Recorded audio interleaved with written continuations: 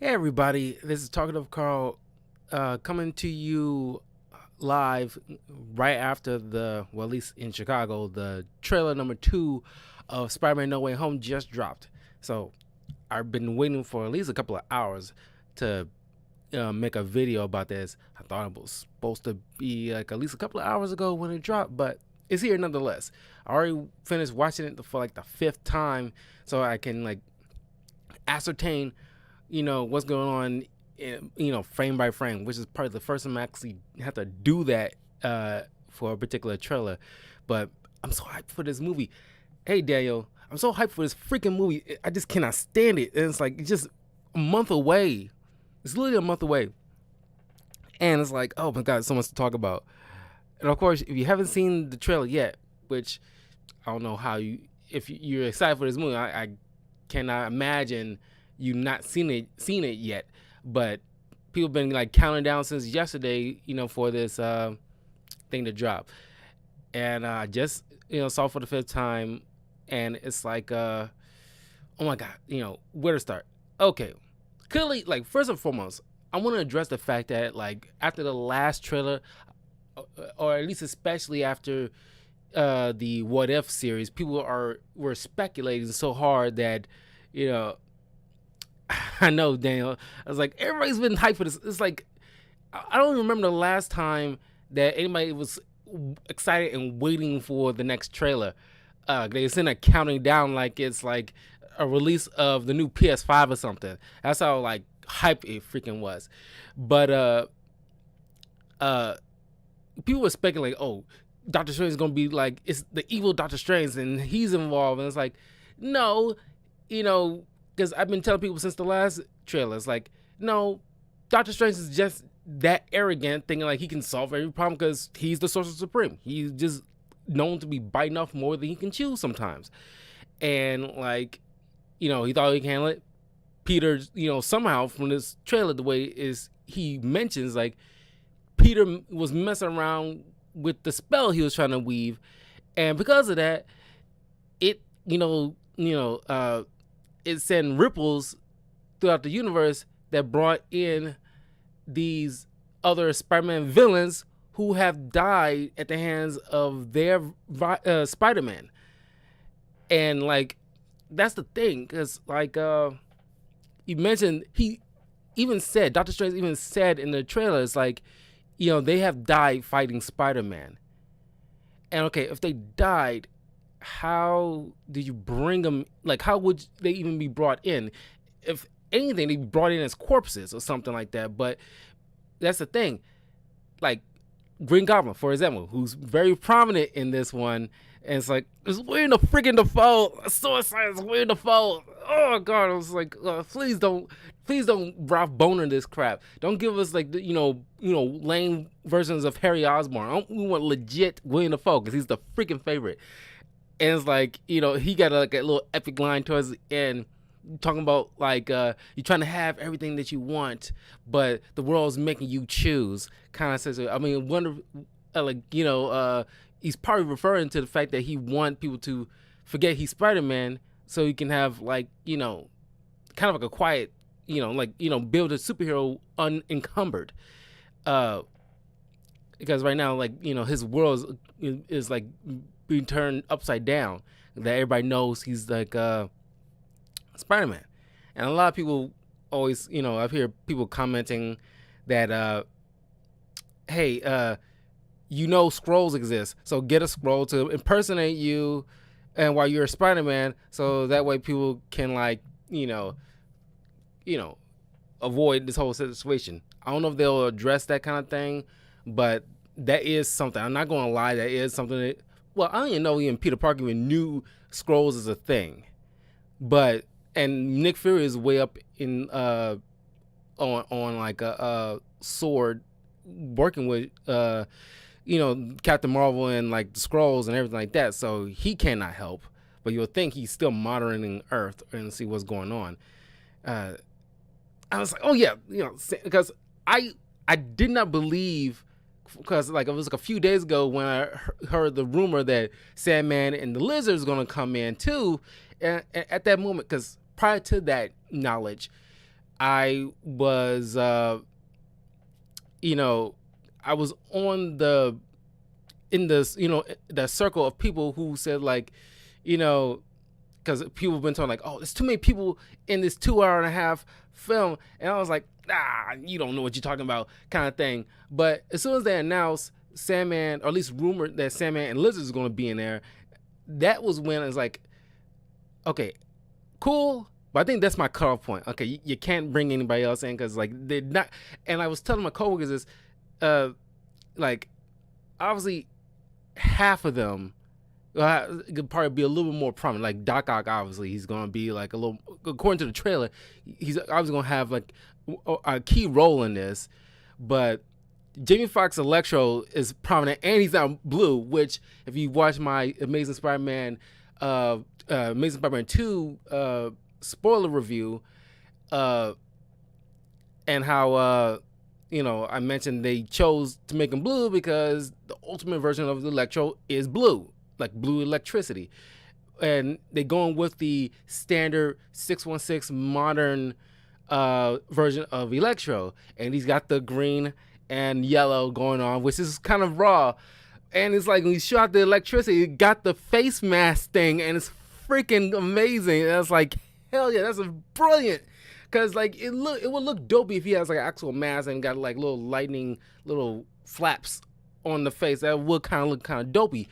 But they did an ingenious thing and made it, just shoot out when you exert his power. It just shoots out that, shape on his face. Oh yeah, it's like, you're not Peter Parker. Oh yeah, God, it's like he fighting Doc Ock on the. If they bring it in right at the moment when they, either have died or about to die, or at least I don't know, like how. That's the thing that's a little confusing because it's except for Jimmy Fox, that is not like a confirmed death. It's kind of like his power just got, he just turned to electricity and shot out randomly. It was kind of like he just pulled apart. He's not necessarily confirmed death, technically, but nonetheless, how can you explain, you bringing these guys in when they supposedly died not supposedly, at least most of them definitely died at the hands of Spider-Man, and like you would think like, okay, Doc Ock redeemed himself at the end of Spider-Man 2.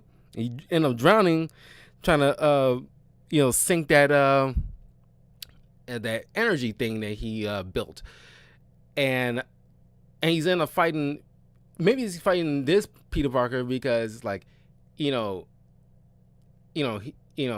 he's disoriented or something like that, and he's like kind of lashing out, and like because you would think like, okay, I redeem myself and I know Peter Parker, and it's like he's in Spider-Man costume, so I'm going to be a little, I want to talk this out, but it's like a obligatory kind of fight for some reason, because like I said, maybe he's disoriented, but then you see him like just fighting. You see him like using his arms, whipping stuff around, crushing cars with his arms. And I don't know, that scene where he got these little red mechanical things on his attaching to his mechanical arms. I don't know what that is, but just something added on, I guess. But oh my God, it's just like when like Venom's gonna pop in, he's probably gonna do maybe at the tail end of the epic fight or something like that, kind of like a Deus Ex Machina or something like that, maybe. But you get a shot of J. Jonah Jameson. That's freaking high because it's like J. Jonah fucking Jameson, J.K. Simmons. God, that's so good. It's like MJ Zendaya giving Doctor Strange some sass. But then like Doctor Strange, it's like this clearly is the main version MCU Doctor Strange, and he's mentioned like he died at the hands of Spider-Man. Maybe the way like there's a little brief little fight between him and Peter is that Peter doesn't want to put them back in a position where they're gonna die, and because obviously he's Spider-Man, you should have gave him that bit of information, knowing full well like or at least maybe he doesn't know the kid that well enough to him for being comfortable with the fact that they were pulled from universes where they were going to die, and knowing full well that it's like if I put them back, they're gonna die, and that doesn't sit well with me.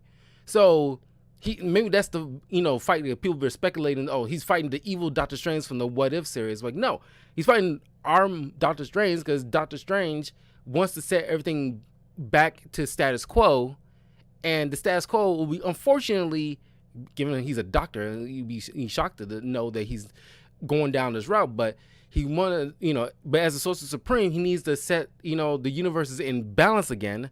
So he has to put them back. And unfortunately, he can be putting them back in the positions where at the moment of their deaths. And like, so like he's still in some kind of, probably a magic box or something like that. That's probably controlled the, breaking of the, multiverse. But I gotta say, if you haven't paid attention in the end credits of Venom 2, you see, like, not only you see like Doctor Strange's little whirly thing outside of the motel room, but you also see, if you pay attention to the walls and the picture frames of the motel room that Brock was in, you see like the red glitches that you see from WandaVision. So I've been telling people, it's not just Doctor Strange that's doing this. You got in combination of Doctor Strange, what he's doing, with probably what Sylvie and Loki did in the Loki series, and what Wanda's doing at the end of her series. So they all are probably running parallel with each other, because each one probably will do some probably damage if they mucking around with something, of that scale. But if all happening at the exact same doggone time, it's causing a multiverse of madness, that which in Doctor Strange's film next year will be answering that. So yeah, my God, this is like, it's so much in this freaking film. It's like, it's gonna be so good. And it's like, I'm confused whether or not how Morbius is gonna fit into this thing, because Morbius, as opposed to that, came out way before No Way Home, and I think they had, not only because of the pandemic, they had to push that to January, but also I'm thinking because it was supposed to come out on the same month as Eternals, and they could not have that.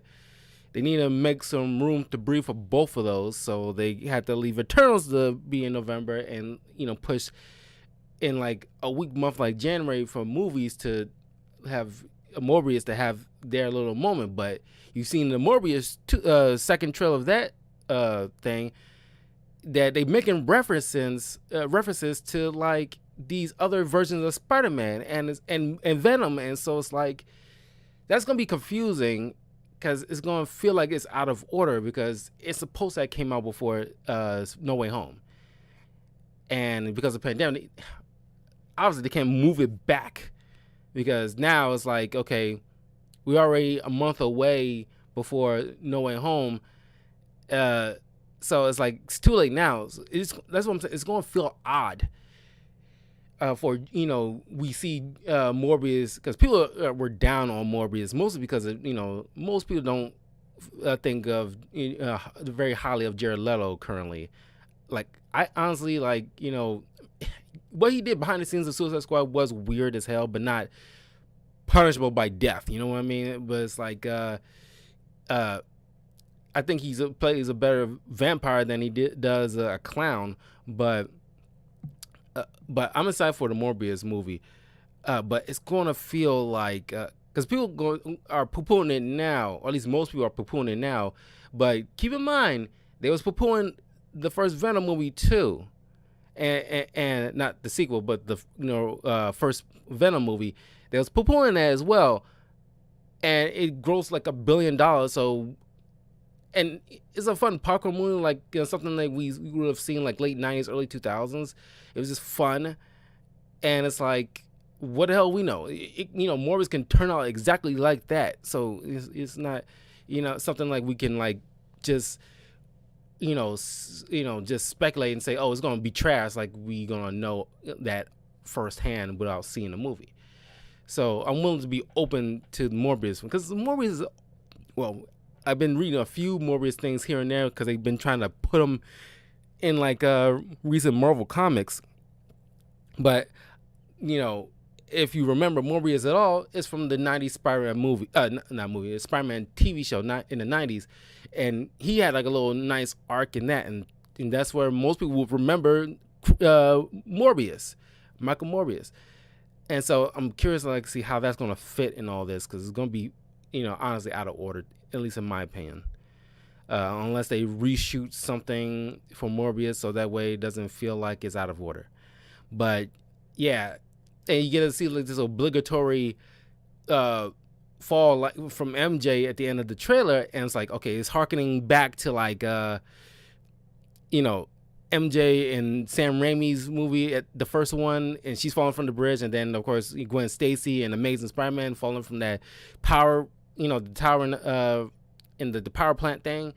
So, and he's look like he's about to catch her, but from what I've heard a while back, that the first half of the film is going to be, at least from maybe the first act, or either the first act or the first half of the movie, will be seeing all these villains come into play.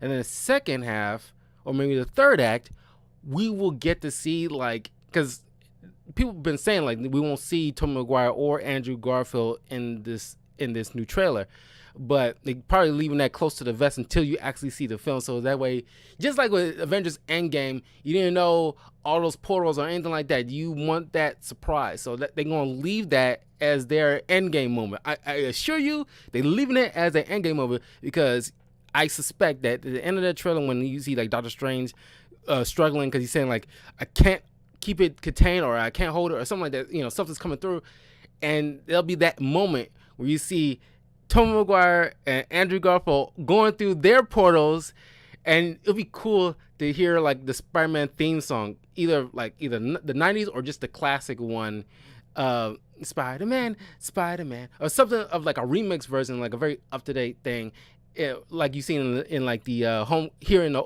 Homecoming movie, and you just see all these Spider-Man go up against Green Goblin, Sandman, Lizard, Electro. Well, it seems like Doc Ock might be, working with the good guys slightly after you realize, what's going on, because they sitting there laughing at him after, about his name, like, Dr. Octavius, and they just giggling, and he's sitting there in a room full of these children, and I'm pretty sure this bugging the heck out of him. But yeah, and I've been telling people this, like, this movie obviously is gonna be centered around Tom Holland's. He's gonna be like the main focus, just like Miles Morales in the animated Spider-Verse movie. He's like the main focus, but these other Spider-Man is gonna be like, pretty much teaching him how to like grow into his own Spider-Man. He doesn't have to count on these mentor figures. You get, you take what you learn from them, but you don't have to constantly look towards other, male / father figure type of role models every time you get into a sticky situation. You have to, rely on your own knowledge and learn how to handle things yourself. Be your own Spider-Man. That's what I suspect that's gonna be. But yeah, that's all I gotta say about that. But God, I'm so excited. I'm bursting. I'm just bursting with excitement. I'm literally gonna see opening on Thursday night. But I'm gonna take a day off on that Friday from work. If I end up having to work on that Friday, I'm gonna call in sick or something, because I'm gonna need another day just to process what I'm gonna be, what I be witnessing. But I'm gonna make right after I see the movie, I'll come right home, make a video about a spoiler review video, and I'm gonna put it on the big bold letters. It's gonna be full spoiler review, so that way, well, maybe I'll do the video live, but then keep it, blocked until the next day, because I don't know how I'm gonna do it. Because I know some people will have like embargoes or whatever like that, but I don't know. I don't know how I'll do it, because I want to give people time to at least a day courtesy. Because normally, like, before I even done all this, live streaming and everything like that, my personal opinion, when I see a movie, I avoid spoiling for people for at least a week, just because, who knows, what's going on in people's lives. I'll give it at least a week. But if I do like a video, whether or not I leave it up for full viewing, after I see it, yeah, I'm gonna put on full spoilers, so that way you understand. So that way you don't have to look at it until you're done seeing it. But I imagine it's gonna be packed as hell. It wouldn't even matter if I waited Friday or Saturday, because usually I go to a movie on a Saturday. But as big as this is, almost like the first 4 days is gonna be packed seats. It is gonna be a major event, because like you're talking about, like, because there's three of the most popular superheroes around the globe that people know offhand just by you don't have to be comic book fans. Spider-Man, Superman, and Batman are the three most recognizable heroes in pop culture. They will automatically sell out seats immediately, no matter what. And you can always count on them. Spider-Man, Batman more so, but Superman is like a good close third. And I'm going to see this on Thursday evening, and I know it's going to be packed as hell, but I don't even care. I want the theater experience of this film. Is going to be so freaking exciting. I'm pumped.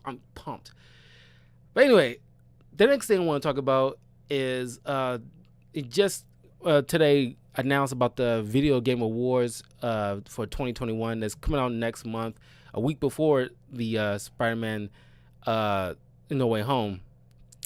And they announced like the nominees.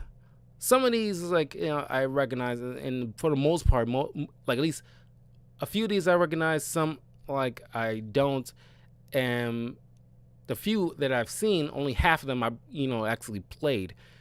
So I want to go over like, well, I'm not even gonna concern myself with like certain things. I want to just because there's probably should go over it just for the viewers' benefit, because like 1, 2, 3, 4, 5, 6, 7, 8, 9, 10, 11, 12, 13, 14, 15, 16, 17, 18, 19, 20, 21, 22, 23, 24. 24 categories. 25, 26, 27, 28, 29, 30 categories for nominees.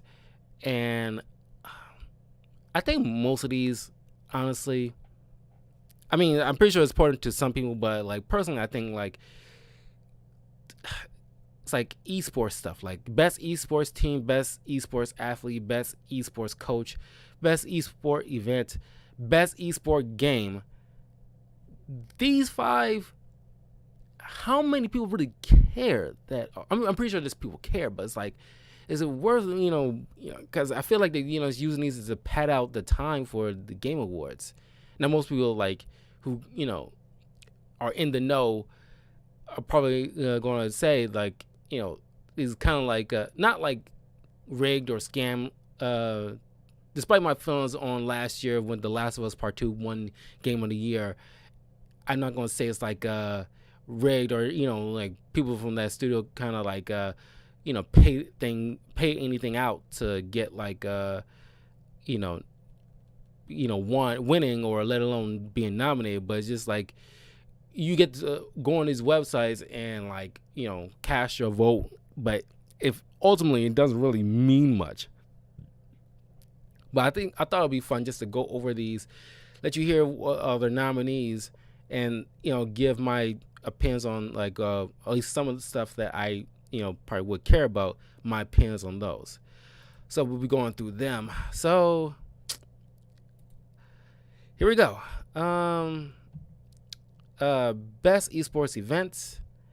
You got 2021 League of Legends World Championship, the International 2021, PGL Major Stockholm 2021, PUBG Mobile Global Championship 2020, and Valerian Champions Tour Stage 2 Masters. You can leave a comment below this, which ones you think is like deserves like the win out of that. I personally, every once in a while, depending on like whatever esports, like maybe Street Fighter or Overwatch, I might check in for some esports viewing that's usually on TBS, but I haven't even bothered to check to see if there's anything going on currently. All right, best esports coach. I don't think anybody really cares, but let me just give you the names. Aret Silent Gaziev, Andrei Ingshogdov, Andrei Bayad 3 Horodensky, James Crowder, and Kim Kamagyong-gun. Best esports team, Atlanta FiZe, DWG Natus Vincier, Sentinels, and Team Spirit.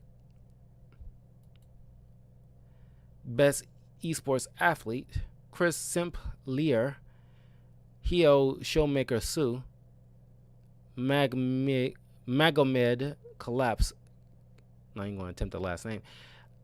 Most of these names are kind of hard to pronounce. Simple and Tyson 10's NGO or Nego. NGO, Jesus. Okay, here we go.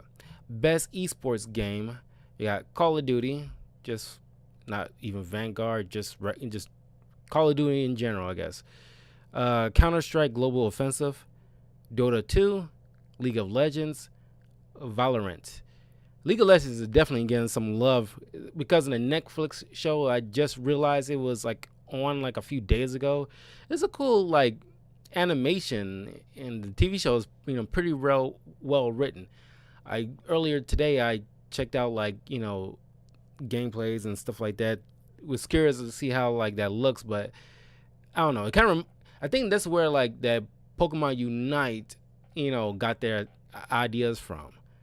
Because it's pretty much look like the same doggone thing that Pokemon Unite pretty much ripped off League of Legends, apparently. Most anticipated game. Now, here we go. Elden Ring. I thought Elden Ring already came out. God of War Ragnarok. Horizon Forbidden West. The sequel to The Legend of Zelda, Breath of the Wild. And Starfield. And only two of these I really care about, Horizon 2 and God of War Ragnarok. And I gotta say, because we haven't, of course we got something from Horizon 2, but it's like, I don't know, God of War Ragnarok really shined in the last trailer we saw. It's like, I'm putting my vote for that as the most anticipated one, because it's technically gonna be like my first God of War game that I ever touch. I don't know if I gonna really spend any time playing any of the original stuff. I don't think I have that kind of time. I've seen their other walkthroughs of those games multiple times, so I already know the ins and outs, of the God of War lore.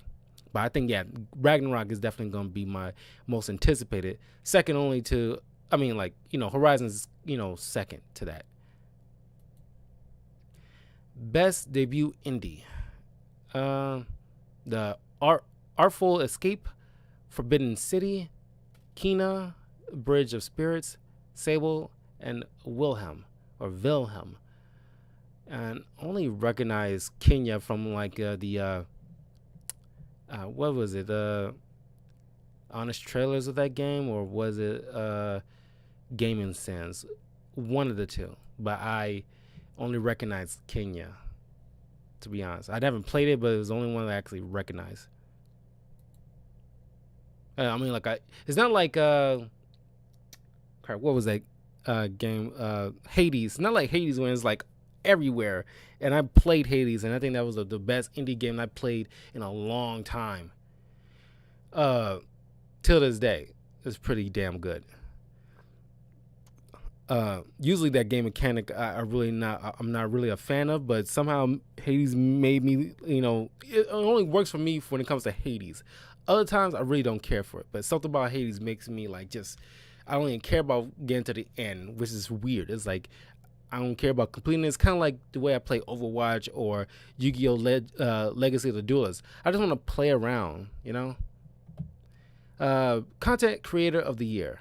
You got Dream, Full Say, Giles, eBay, and Graph G.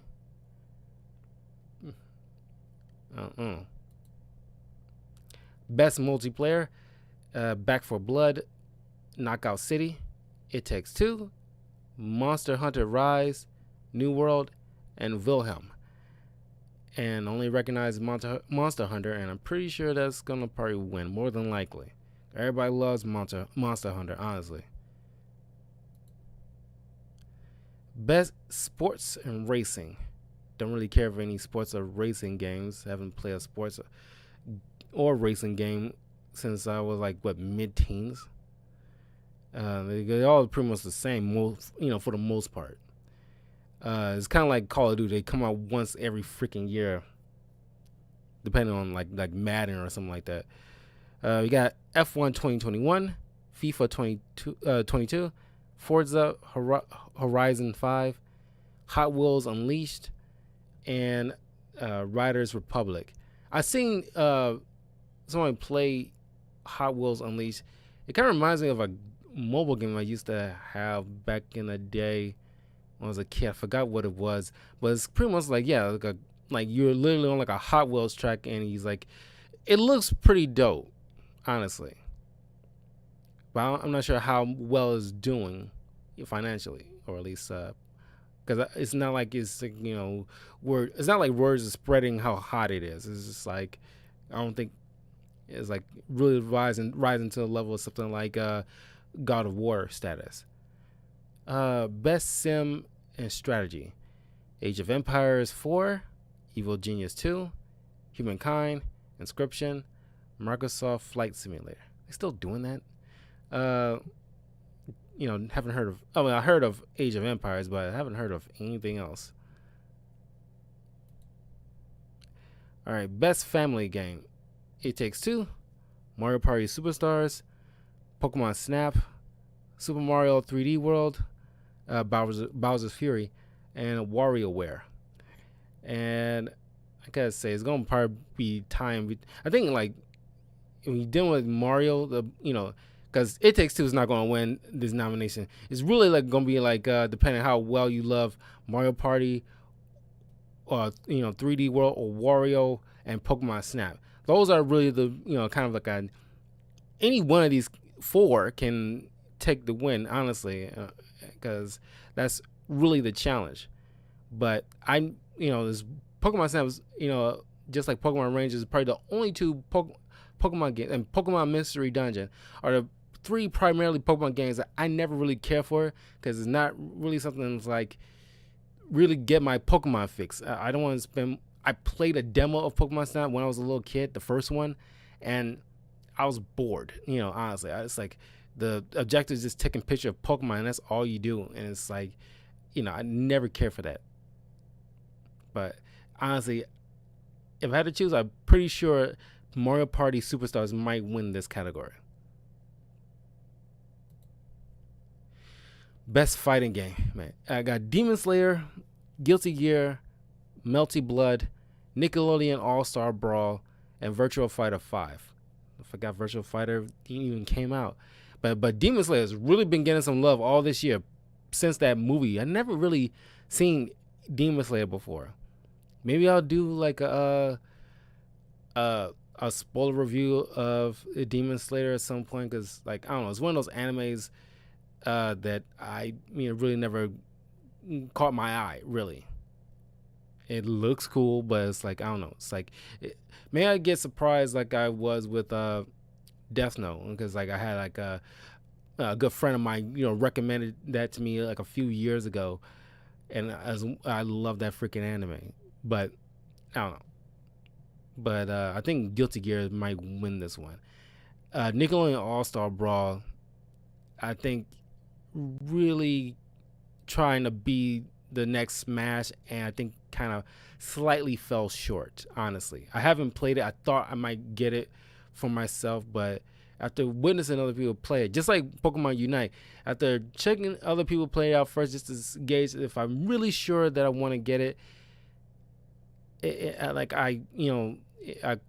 I'd still like the idea, but I don't think I will actually get it myself. But I think Guilty Gear might win this one. Best role playing. Get this, Cyberpunk 2077 is on this category. I'm surprised this game was even nominated for anything after the piss poor results it got after its release. That is just maybe because they have Keanu Reeves up on the picture up here, so it's like maybe they just edge one out just because of Keanu Reeves. I don't think Keanu Reeves might save you on this one. Honestly, we all love Keanu Reeves, but he's not going to save you in winning any kind of awards at all. It's amazing you even aren't even nominated. Developers. What is it? Yeah, CD Projekt. God, I feel bad for them, honestly. They didn't purposely make a crap game like people from Jump Force or like Marvel vs. Capcom Infinite. They didn't purposely make it a crap game. They tried, but it was rushed. Was forced to rush it out before they was completely ready. You got Monster Hunter Rise, Scarlet Nexus, Shin Megami Tensei 5, and Tales of Arise. Monster Hunter probably going to get this one, to be honest with you. I haven't played a Monster Hunter game, but it's like, I think it's the most popular one in this category, or at least the most well-known. Okay, Best Action Adventure. This one's going to be a little tough because you got Marvel's Guardians of the Galaxy, Metroid Dread, Psychonauts 2, Ratchet and Clank Rift Apart, and Resident Evil Village. Honestly, because Psychonauts 2, I haven't heard much from people how that game turned out, but I think like maybe people are still gonna be on the high of Marvel's Guardians, but honestly, I think Resident Evil Village is gonna be winning a lot of nominations in this year's, because I haven't played it myself because like I don't really dig scary games like that. I mean, the last Resident Evil game I played was 6. I played 4, 5, 6, and a little bit of 0. But I've seen walkthroughs of other people playing. It looks dope as hell. The graphics looks phenomenal. The thing is, the way the image on the cover look, you would assume that Chris Redfield would have been like, got like some kind of werewolf powers or something like that, but it was like kind of misleading. But I think Resident Evil Village, because of Lady D, it might, win out, honestly, in this category.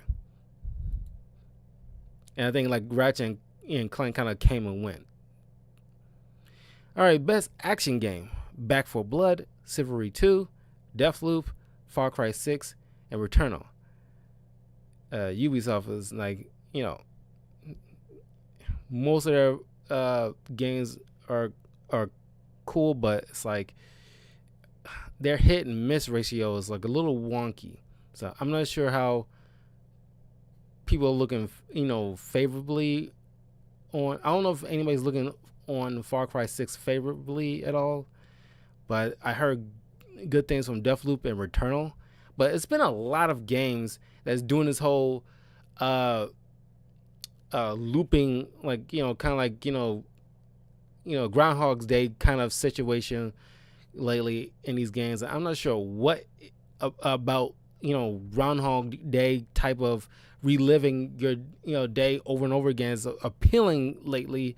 But, Returnal and Deathloop could probably be like the only two in this category that might win one or the other, because people have been loving like Deathloop from what I'm hearing. All right, Best VR and AR. Hitman 3, I Expect You to Die 2, Lone Echo 2, Resident Evil 4, Sniper Elite VR. I haven't really played any VR games. I may want to try one out if I see something at Best Buy or something like that. That's usually when they have like things you can try on, and maybe try out one of these VR games, because VR is probably going to be, no doubt, next maybe 5 years is going to be, because right now you got like Oculus and everything like that. Kind of want like a VR set that's going to be like a little more slimmed down, because you're trying to put us in like a Ready Player One situation. But I think that whole setup is like the visor is so fat and everything like that. It's kind of like the way in the 80s you see people with those fat phones, back in those days. I was only born in '88, so I wasn't privy to witnessing those things. But I've seen movies where they have those big fat phones. That's what these and just like with like iPods, it's like they were used kind of fat and bulky. That's what these Oculus things look right now. They're just little bulky, and I'm pretty sure eventually some developer is gonna slim those down to make them a little more sleek, to make them look like maybe like actual visors, and not this big because the Oculus Rift look like prototypes to the actual thing. That's what they look like to me. And I'm really not going to waste money on the Oculus Rift when I'm pretty sure in the next 5 years it's going to be like a more slicker, trimmed down version of that, because it looks pretty like cumbersome. But I think the Resident Evil 4 might win. Best innovation in accessibility: Far Cry 6, Forza 5, Marvel's Guardians of the Galaxy, Ratchet and Clank, The Veil. It's pretty much recognizing hardware and software. And I think maybe it's gonna be a tie between either Far Cry 6, Marvel's Guardians, and Ratchet and Clank. And I kind of hope Marvel's Guardians wins out on this one. I could be wrong. It might go to Ratchet and Clank, to be honest. Might. Best community support: Apex Legends, Destiny 2, Final Fantasy 14 Online, Fortnite, and No Man's Sky. I'm rooting for Destiny 2 because I still love that lore of it, and I did have fun playing it when I did. But I gotta say, people are still like on Apex Legends ass a lot. But then again, you got Fortnite, and there's younger kids out there just love their Fortnite. Best mobile game: Fantasian, Genshin Impact, League of Legends, Wild Rift, Marvel Future Revolution, Pokemon Unite. I feel like Pokemon Unite kind of came and went, honestly. It's just pretty much League of Legends all over again. And I think thanks to the Netflix show, I think League of Legends might get like a bump in the win. But then again, it's either that or Genshin Impact. Those are probably the only two that I'm pretty sure that might come out on top on this category. Best Indie: 12 Minutes, Death's Door, Inscription, Kenya, and Loop Hero. All these looping worlds that your people are trying to dive into. Like, I don't know what's in the air. It's like a lot of people want to do this whole Groundhog's Day thing, but I don't know. It's maybe Death's Door or 12 Minutes, one of the two. Because I don't think anybody liked Kenya, to be honest. I could be wrong. Best ongoing: Apex Legends, Final Fantasy 14 Online, Fortnite, Genshin Impact, and Call of Duty Warzone. I think it's going to be a tie between Apex Legends, Fortnite, and Genshin Impact, because the only three that's like everybody's still hardcore playing right now. So it still might lean slightly towards Fortnite because of the younger crowd. Games for Impact: for a thought-provoking game with a pro-social meaning or message. Oh boy. Before Your Eyes, Boyfriend Dungeon, Chicory: A Colorful Tale, Life is Strange, True Colors, and No Longer Home. If I gotta go over my gut, I gotta say, and what's like in the zeitgeist right now, I think Life is Strange might win this. It's the only one I recognize, but people love their Life is Strange, and I never found any appeal to those things. Because they pretty much like, another version of the Telltale series, honestly. If it wasn't for like, the Walking Dead Telltale series, you wouldn't get like Batman Telltale or Life is Strange or Become Human. All those are pretty much a reskin of the Telltale series. Best performance: you got Erica Moria as Alex Chen, Life is Strange. Giancarlo Esposito as Castillo, Far Cry 6. Jason Kelly as Colt Vaughn, Deathloop. Maggie Robinson as Lady Demetresu, Resident Evil Village. Ozuma Akagia as Juliana Blake, Deathloop. I mean, like, you got 2 Deathloop, actors on this category, and honestly, I think, now that I'm thinking about it, I think they kind of cut out best male performers and best female performers, trying to be all inclusive and all other stuff, or like not to look sexist or whatever like that. Now that I'm looking at this, but it might. I don't know about Deathloop. There's some people who are loving Deathloop, but I don't think like is reaching like worldly popularity like that. Honestly, people love Esposito because he's been like almost in everything lately. But I gotta give it to Maggie Robinson because Lady D is just like got into that zeitgeist very fast, and everybody loves that Lady D. So I gotta put my hat in the ring for Lady D. To be honest with you, because like I'm pretty sure everybody's seen their little fan arts and so forth of Lady D.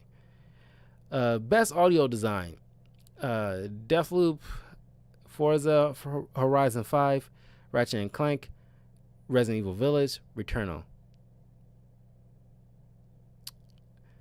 Didn't really pay attention to most of their little audio design, but I might just give it to Resident Evil, or either Resident Evil or Ratchet and Clank. The only ones I watched other people's walkthroughs of, and like their audio designs, well, I think Resident Evil Village personally probably got like a little bit more resonated more. Ratchet and Clank, I just cannot recall that much of it. But definitely has been like a contender in a lot of these nominations, so it's got to be a lot of people who love Deathloop. Best score in music, The Artful Escape, Cyberpunk 2077, Deathloop, Marvel's Guardians of the Galaxy, and Nier Replicant. Now, I would have given it to Marvel's Guardians, but we don't know from what I've heard, like their actual catalog of songs is dope as hell. But if you're streaming it, you don't know that until unless you played off the if you wasn't streaming and heard it on your off time, you probably heard like some awesome rock music and ballads and everything like that. You will probably give it some love, but for most of it, we don't know because we're not legally required to stream while listening to the music. So, but I might give it to Marvel's Guardians regardless because, knowing the movie, they choose very wisely of their music. Some good 80s songs. I don't know about any of the other stuff. I think Cyberpunk might have a few rock music, but nothing that really sticks out, to be honest.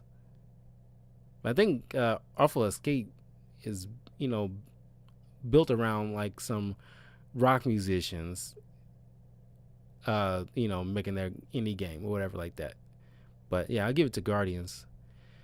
Best art direction, Artful Escape, Deathloop, Kenya, Psychonauts, Ratchet and Clank.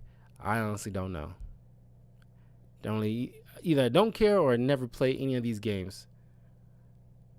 I don't know. I'll leave that up to you guys. Best narrative, Deathloop, It Takes Two, Life is Strange, Marvel's Guardians, Psychonauts 2.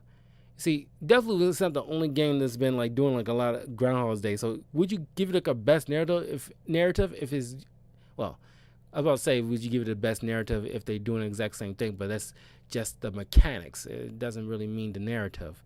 But the storytelling is about like reliving your life and doing it over again. So, it's been like a few games this year that's been doing that exact same thing.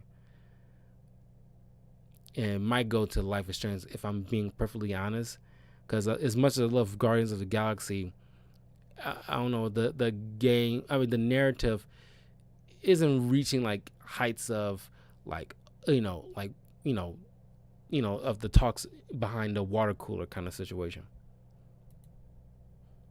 Best game direction: Deathloop, It Takes Two, Returnal, Psychonauts, Ratchet and Clank.